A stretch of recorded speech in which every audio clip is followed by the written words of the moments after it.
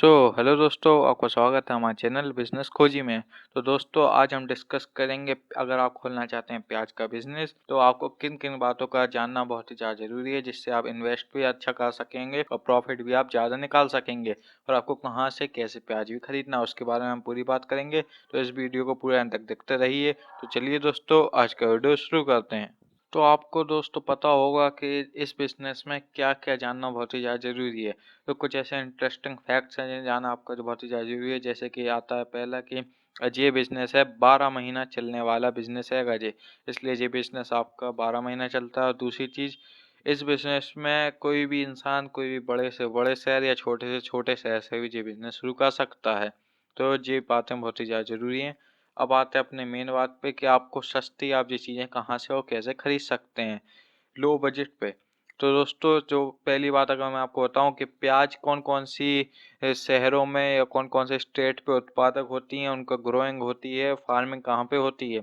तो पहला आता है कि आपको महाराष्ट्र, कर्नाटका, गुजरात, राजस्थान जैसी अलग-अलग राज्यों में इसकी उत्पादक इसकी फार्मिंग होती है। इसलिए आप अगर आपको लेना है तो आपको इन्हीं ज़्यादा शहरों में आप जाइए, यहाँ पे स्टेटों में जाके आप ही वहाँ से डायरेक्ट संपर्क करके वहाँ से आपको अपना प्याज का पूरा स्टॉक मँगवाना पड़ेगा। तो आप ये चीज़ें मँगाइएगा और आपको जैसे मैं बताऊँ, ये कुछ वैसे टाइमिंग वाला रहता है कि महाराष्ट्र में अगर मार्च में इसकी हो रही है कल्टीवेशन ग्रोइंग, तो कर्नाटका में या गुजरात में होगी इसकी सितंबर या अक्टूबर के टाइम में। तो जी आपको पता होना चाहिए कि किसका कहाँ पर होता है। तो जी मैं अभी वीडियो में आगे आपको बताता हूँ। और साथ में आपको ये पता होना चाहिए कि इनके रेट जो रहते हैं वो ऊपर नीचे होते रहते हैं। इसलिए आपको एक कोल्ड स्टोरेज बनाना बहुत ही ज़्यादा ज़रूरी है, जिसमें आप कोल्ड स्टोरेज में जो रहते हैं स्टॉक वाले, जो होलसेलर वाले रहते हैं, वो तो इकट्ठा माल, तो आपको एक कोल्ड स्टोरेज बनाना बहुत ही ज़्यादा ज़रूरी है, जिसमें आप अपना पूरा स्टॉक ला के रख सकें, ताकि वो ख़राब नहीं हो और बेकार नहीं हो और आप उसे लंबे समय तक भी दे सकते हैं और ग्राहकों के पास भेज भी सकते हैं। इसकी आपको ज़रूरत पड़ेगी। साथ में अब बात आता है कि आपका पेमेंट का पूरी बात बताएँगे कि आपको कैसे पे करना है। तो सबसे पहले तो ये करें कि ये जो सामान आता है ये ट्रकों से आता है आपके पास, तो इसका खर्चा तो आपको होता ही है ट्रांसपोर्टेशन का। साथ में जो खरीदारी की अगर बात करें आप कहाँ से खरीद सकते हैं, तो जी आप ब्रोकर से खरीद सकते हैं, ब्रोकर द्वारा। अगर आप इसे ब्रोकर द्वारा खरीदते हैं तो आपको बहुत ही ज़्यादा कम टेंशन होती है, क्योंकि ब्रोकर आपको सब कुछ बता देगा कि कौन सी स्टेट में कब इसका ग्रोइंग होती है, फार्मिंग होती है। इसलिए आपको परेशानी ज़्यादा नहीं होगी ये खरीदने में।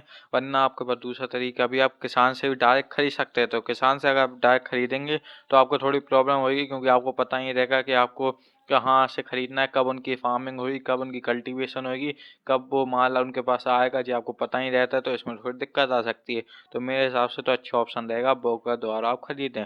साथ में अब बात करें पेमेंट की, तो जो पहली पेमेंट आती है दोस्तों वो है पार्ट पेमेंट। मतलब पहले आपको जब आपका माल भरेगा, जब आपको कर देनी है 50% पेमेंट, और जब आपके पास माल पहुंच जाता है उसका आधा 50% पेमेंट कर सकते हैं।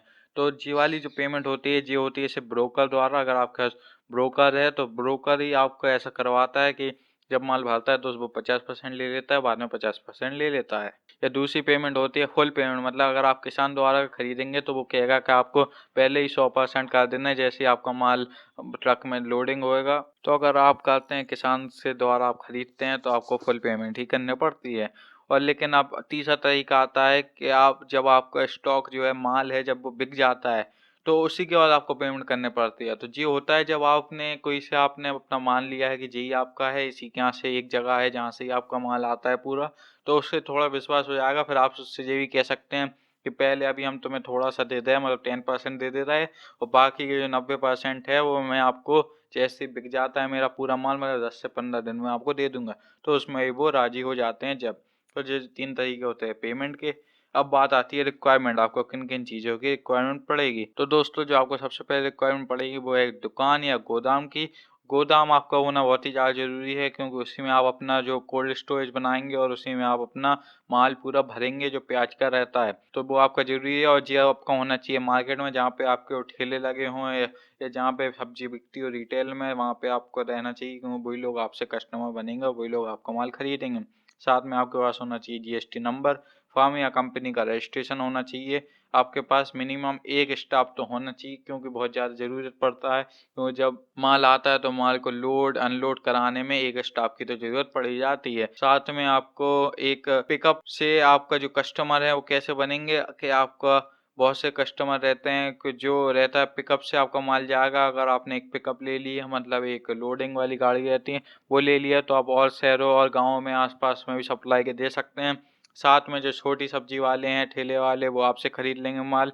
साथ में रेस्टोरेंट या होटल वाले, शादी जो भी रहती हैं, शादी में भी इकट्ठा में माल जाता है स्टॉक में, तो अगर उनसे भी आप संपर्क बना के रखेंगे तो वहाँ पे भी आपको माल चला जाएगा। अब बात आती है इन्वेस्टमेंट की। तो दोस्तों इसमें ज़्यादा इन्वेस्टमेंट नहीं है, ये है कि आपको एक दुकान या गोदाम अगर आपके पास नहीं है तो वो रेंट पे लेने पड़ेगा।